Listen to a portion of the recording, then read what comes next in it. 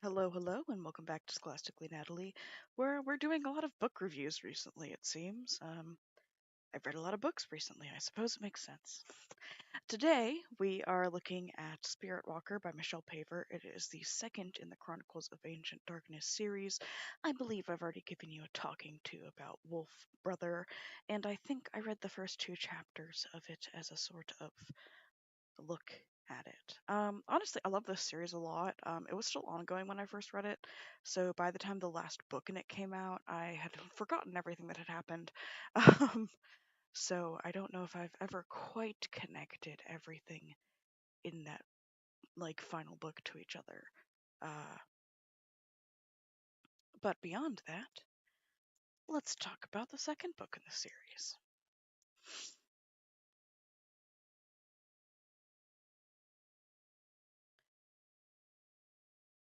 We have the blurb on the inside, which starts with an excerpt. A cry echoed through the forest. He froze.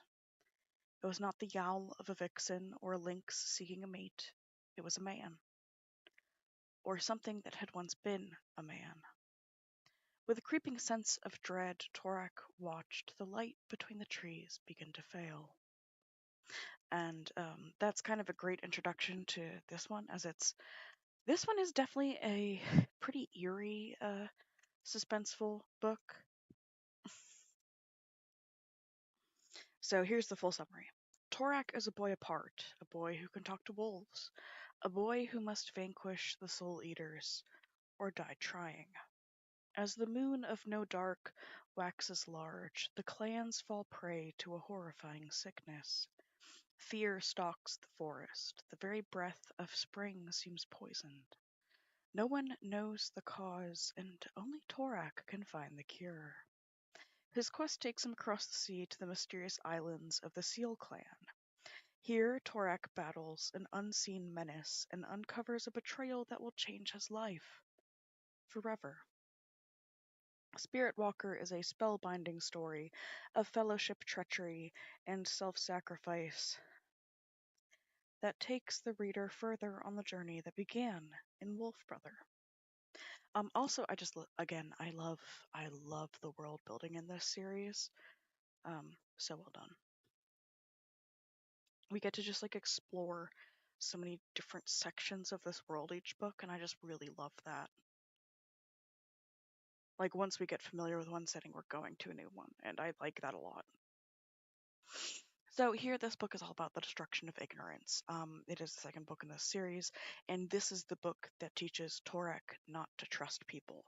And I think that's honestly, always something your protagonist needs to learn, and it's generally involved in some sort of their hero's journey. Um, and I like that this happens so soon, because Torek is already mistrustful. But when people are nice to him, he immediately trusts them.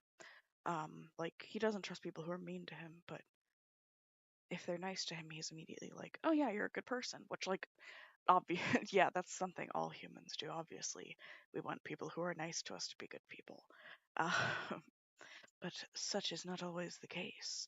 Um, and in this book, we get left at the end with how he is personally connected to the Soul Eaters, which is very interesting. I like the way it's all tied together and how it's all hinted at, because we do get to see that Finkedin, I don't know how to pronounce his name, the leader of the Raven clan, he knows stuff, but he doesn't want to burden Torek with it, which I like seeing adults in book series that are trustworthy and good, but often have to make difficult decisions, which, as you see in this book, the next Finkedin gets stuck doing. Um, and then he also learns what he is and what this mysterious power that allowed him to, speak with Wolf and kind of destroy slash throw the demon out of the bear and make it leave. Like, because everybody, or at least the book in itself, is like, oh yes, Tark is powerful. He has something that lets him communicate with animals so easily. He can do something with demons and like spirits. And I like that we don't find out what it is in the first book. I think it's a good introduction to like this greater overarching mystery. And in the second book, we get to learn more about what the power is called, but like and like a small hint of what it is. And in the third book, as we'll talk about it, we actually get more examples of how this power works. And I like it. I like it a lot. I like the setup to this. I like this very slow exploration of it. Um, it feels like an episodic kind of like anime coming of age story where like this first season is I don't know, I want to say spring, but the second book is saying that it's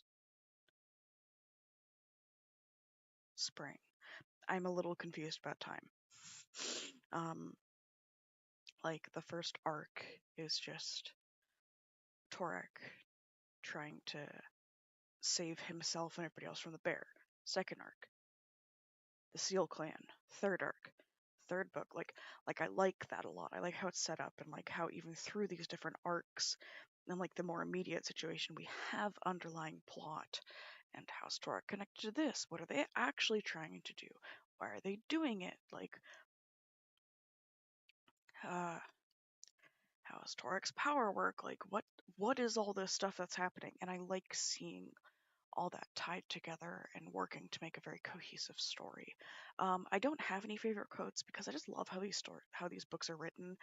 They've always stuck in my mind because we switch perspectives so well and so beautifully with Third Omniscient. Well, not it's not even Third Omniscient. It's um, Third Limited because we see from Ren's perspective, we see from Torak's perspective, and we see from Wolf's perspective, which is probably my favorite. I grew up reading Warriors, the Warrior Cat series, and I love how people write with animals and the names for things that animals come up with. And so having Wolf and having things from Wolf's perspective and like his view on spirits that, you know, the clans respect and offer things to, and how he sees things and what these things do. And like, it's very, very interesting and I really like it.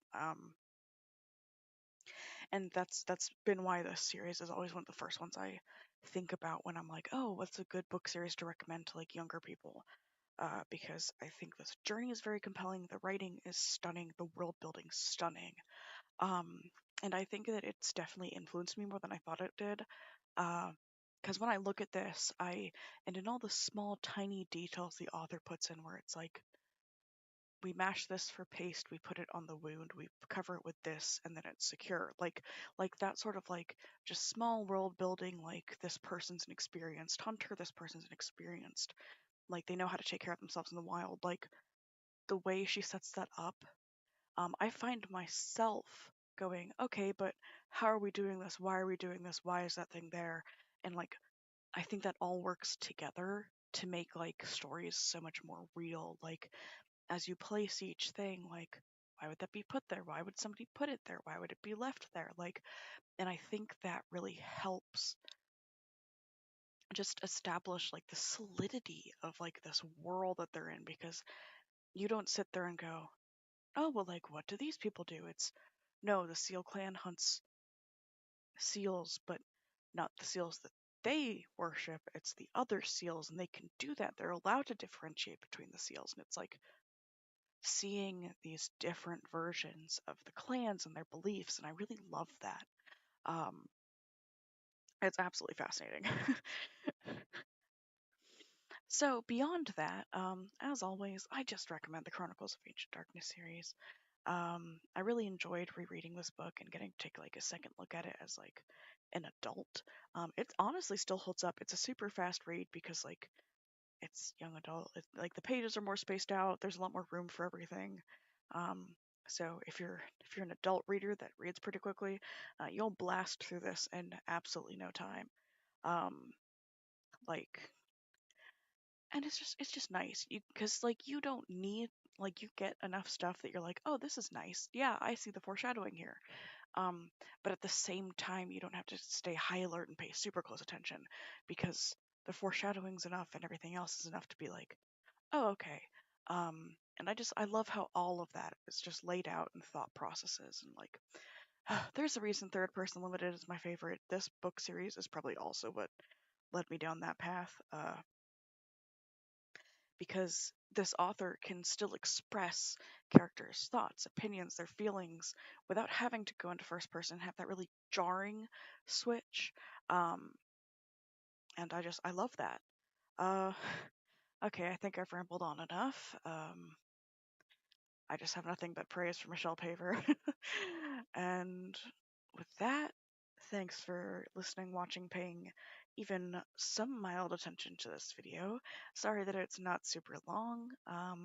I have, as always, been kind of a mess this week, getting all my stuff together. So today's the first day that I haven't gotten home from working and absolutely been coughing up a storm and or throwing up. So this was the time I videoed. Um, I will see you guys in a second video, hopefully this week. Uh, Let me know what you were looking forward to. I'll hopefully be finishing Innsmouth soon.